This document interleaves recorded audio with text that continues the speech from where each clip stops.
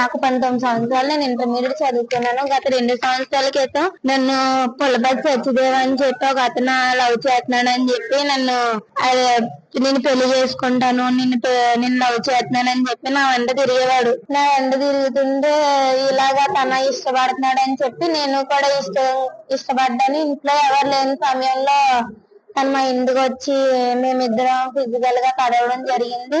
Last year లో నాకు pregnancy వచ్చింది. ప్రెగ్నెన్సీ వచ్చిన విషయం ఆ అబ్బాయికి ఫోన్ చేసి చెప్తే, ఆ అబ్బాయి నువ్వు తీయించేసుకో, నేను పెళ్లి చేసుకుంటాను, ఇప్పుడు కాదు, మా పొరుగు పోద్దు, ఇప్పుడు ఎందుకు, పుడతారు కదా తర్వాత ప్లాన్ చేద్దాం, ఇవన్నీ ఎందుకులే అని చెప్పి ఆ అబ్బాయి హాస్పిటల్లో మాట్లాడించి ఆ అబ్బాయి అన్ని చేయించి నాకు అబోర్షన్ చేయించి, అబోర్షన్ కాదండి సిజరింగే చేయించారు. నాకు బిడ్డని కోసి బాబు పుట్టాడు. బాబు కూడా పుట్టగానే బాబు చనిపోయాడండి. ఈ విషయం ఇంట్లో వాళ్ళకి చెప్తే తర్వాత ఈ అబ్బాయి పెళ్లి చేసుకోనని అన్నాడని ఇంట్లో వాళ్ళకి చెప్తే, ఇంట్లో వాళ్ళు వెళ్ళి అడగగా అబ్బాయి మీ కులం ఏంటి, నా కులం ఏంటి, నేను చేసుకోవాల్సింది ఏంటి అని చెప్పి అని అన్నాడు. అంటే మేము స్టేషన్ దగ్గరికి వెళ్ళి కేసు పెడితే సిఏ గారు రేపు రండి ఎల్లుండి రండి అని చెప్పి 40 రోజులు తిప్పించారు మమ్మల్ని. 40 రోజులు బెమ్మూరు పోలీస్ స్టేషన్. ఇలా ఉండగా మా కలెక్టర్ గారి దగ్గరికి వెళ్ళాడంగా కలెక్టర్ గారు యాక్షన్ తీసుకోవాలని చెప్తే 1 స్టాప్ వాళ్ళకి అప్ చేస్తే 1 స్టాప్ వాళ్ళు వచ్చి అడగగా మేము పెట్టేస్తామమ్మా, అబ్బాయి పెళ్లి చేసుకుంటాడని చెప్పి ఇప్పటి వరకు ఆగాం మేము, లేదంటే పెట్టేద్దామని చెప్తే అబ్బాయిని పిలిపించి నన్ను పిలిపించి అడిగితే పెళ్లి చేసుకుంటామంటే 1 రోజుల్లో పెళ్లి చేసుకుంటానని అన్నాడండి. నిన్నటితో వారం అయిపోయింది. నాకు ఇంకా స్టేషన్ దగ్గర నుంచి కూడా ఫోన్ రాలేదు.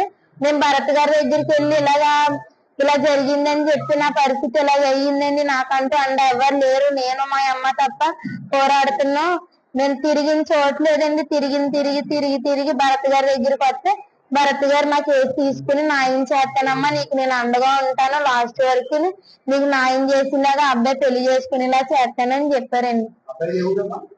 మోరంపూడి అండి. నేను 10th క్లాస్ చదువుతున్నాను. 3 years అవుతుంది. అప్పుడు అమ్మాయి మైనర్, చదువు వచ్చినప్పటికీ మైనరే, ఆయన సిజేరియన్ చేసినప్పుడు కూడా మైనరే, అప్పటికే మైనరే. మరి ఒక దుర్మార్గంగా డాక్టర్ ఉన్నది ఎవరికి పెళ్లి చేయండి ఆ అబ్బాయితో. ఏదైనా ఇంత దుర్మార్గం జరుగుతుంది ఆ అబ్బాయి పెళ్లి చేసుకుంటాడని చెప్పాడని చెప్పి నా బిడ్డను కూడా నేను చంపుకున్నానండి. ఇంకో విషయం ఏంటంటే డెకరేషన్ చేస్తాడండి. తనండి టీడీపీ ఎమ్మెల్యే గారి దగ్గర తిరుగుతారు. పేరు ఆదిరెడ్డి వాసు గారండి. వాసిరెడ్డి బాబీ గారు వచ్చారు. డబ్బులు ఇస్తారంట, అబ్బాయి లక్షలు ఇస్తానని అన్నాడంటే నాకు డబ్బులు వద్దండి, నాకు పెళ్ళే కావాలి, నాకు పెళ్ళే చేసుకోండి అని అన్నాడు. పెళ్లి చేసుకోవడంటే కేసుకు వెళ్ళిపోమని అన్నాడు అని అన్నాడు. తర్వాత సెటిల్మెంట్ కూడా అబ్బాయి పిలిపించాడండి. పెద్దోళ్ళు పెట్టి డబ్బులు 2 లక్షలు ఇస్తాను, నేను పెళ్లి చేసుకోను కట్ట అని కూడా, నాకైతే డబ్బు వద్దు, నాకైతే పెళ్లి చేసుకోమని చెప్పి నేను అనగా నేను చేసుకోను, నేను కేసుకైనా వెళ్ళిపోతానని చెప్పి అబ్బాయి అన్నాడు.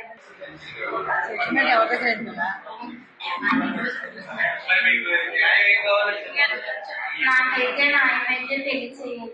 సబ్జెక్టు భరతనాట్యం దగ్గరికి వస్తే అసలు సబ్జెక్ట్ ఏంటంటే ఈ అమ్మాయి ఆ రోజు 10th క్లాస్ చదివేటప్పటికి ఈ అమ్మాయి మైనర్.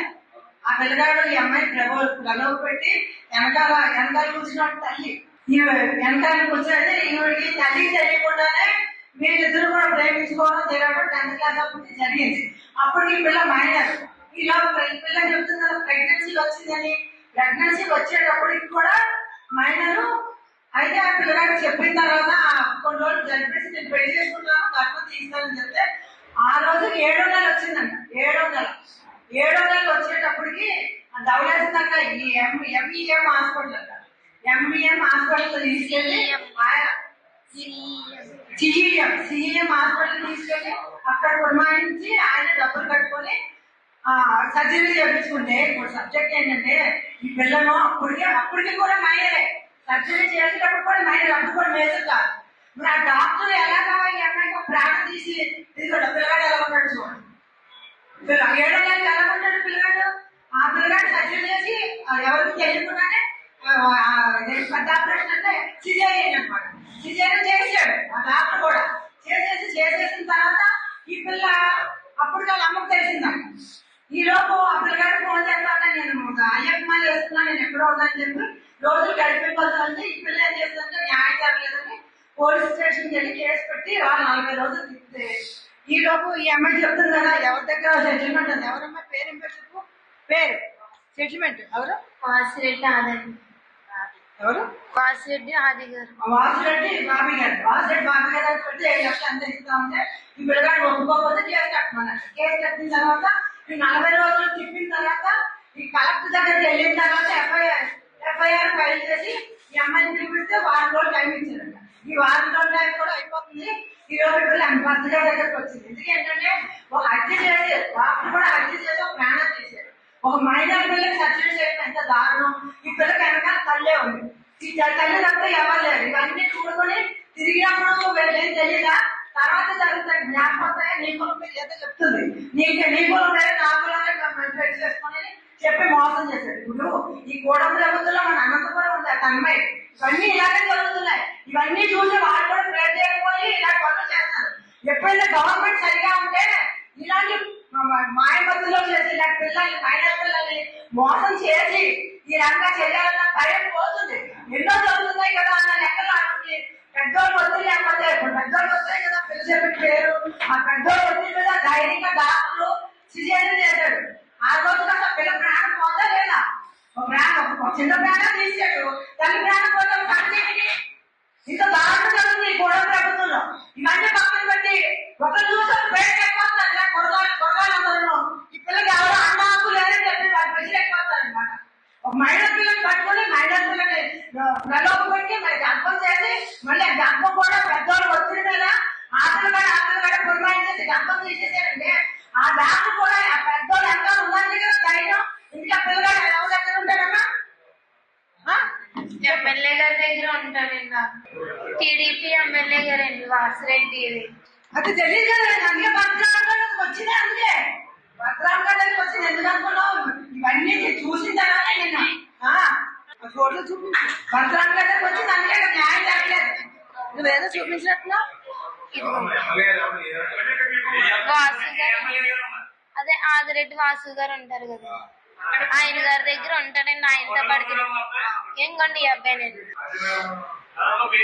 సత్యదేవ్ అండి, పొలపతి సత్యదేవ్. ఏదైనా పిల్లల్ని చిన్నపిల్లని పెద్దవాళ్ళని గవర్నమెంట్ సరిగా ఉంటుంటే ఈ చేసే మోసగాలు కూడా సరిగా ఉంటారు.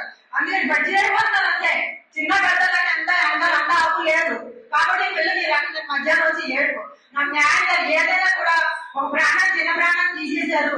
తప్పకుండా కేసు పెట్టాలి. ఇక్కడ వెనకాల పెద్దవాళ్ళు అండ ఉన్నబట్టే ఆ డాక్టర్ కూడా అంత ధైర్యంగా చేశాడు. లేదా డాక్టర్ కోసం ధైర్యం తల్లిదండ్రులు కూడా లేదని చెప్తుంది. తల్లి నాకు తెలియదంటుంది. తల్లి తెలియ కూడా సిజేరియన్ చేసేది ఎవరైనా ఏ డాక్టర్ అయినా పెద్దవాళ్ళు సపోర్ట్ ఉంది కదా. డాక్టర్ తీసి చేయడం వచ్చాయి కదా. ఎవరెవరు ఎంత ఆపుకున్నారు పెద్దవాళ్ళు అంతేంటి గవర్నమెంటే అది అంతా ఉంది కాబట్టి కూడా ప్రభుత్వం కాబట్టి భద్రాంగాలకు వచ్చిందంటే మనకి మధ్యాహ్నం తెలిసిన వల్ల ఈ రోజున ఈ అమ్మాయి సరే తప్పని న్యాయం జరుగుతుంది. అసలు ముందు చిన్న ప్రాణం చేస్తే పెద్ద ప్రాణం బలైపోతుంది కదా.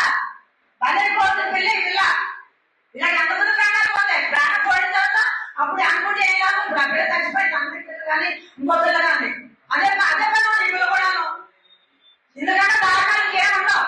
ఈ గోడలు ప్రభుత్వం ఈ అంతా చేసి ఎంత గొప్ప చేసి ఈరోజు విజయోత్సవాలు అనుకుంటారు. విజయోత్సవాలు తప్పకుండా దీని మీద యాక్ట్ తీసుకోవాలి. తప్పకుండా పిల్లలకి న్యాయం జరగాలి. న్యాయం జరిగేదాకా మేమందరం కూడా పిల్లలకి తప్పకుండా సపోర్ట్ ఉంటాము. ఒక ఆడపిల్ల తల్లి తప్ప ఎవరు లేరు. మాట్లాడుతుంటే తల్లి తప్పకుండా న్యాయం జరగాలి. కూడా ప్రభుత్వాన్ని మళ్ళీ యాక్టిస్తాం. ఇలాంటి వాళ్ళందరికీ దగ్గర నుండి రేపు ఆ ఏదైనా ఫైనల్ అయిపోయినప్పుడు ధైర్యంగా పాల్గొన్న అందరికీ గవర్నమెంట్ అలా ఉంది కాబట్టి ఇప్పుడు లోకల్లో పెద్దవాళ్ళు సపోర్ట్ చెప్తుంది. ఇప్పుడు ఎమ్మెల్యేగా సపోర్ట్ ఉంది. ఇప్పుడు చెప్తుంది. దాన్ని బట్టి ధైర్యం ఎలా ఉన్నది. దాన్ని బట్టి వాళ్ళు 40 రోజులు ఇవ్వాలి. పిల్లలు కరెక్ట్ గా కలుసుకోబట్టి ఈ రోజు కేసు పెట్టారు. అసలు అది కూడా ఉండదు. బాబీ గారు సెటిల్మెంట్ పిలిచారండి. 7 లక్షలు ఇస్తానని చెప్పి ఆయన ఆఫీస్కి పిలిపించి సెటిల్మెంట్ కి పిలిపిస్తే 7 లక్షలు ఇస్తానని అన్నారండి. నాకు పెళ్లి చేయండి అని చెప్తే పెళ్లి కేసు పెట్టేసుకోండి అని చెప్పి కేసుకి వెళ్ళిపోమన్నారు.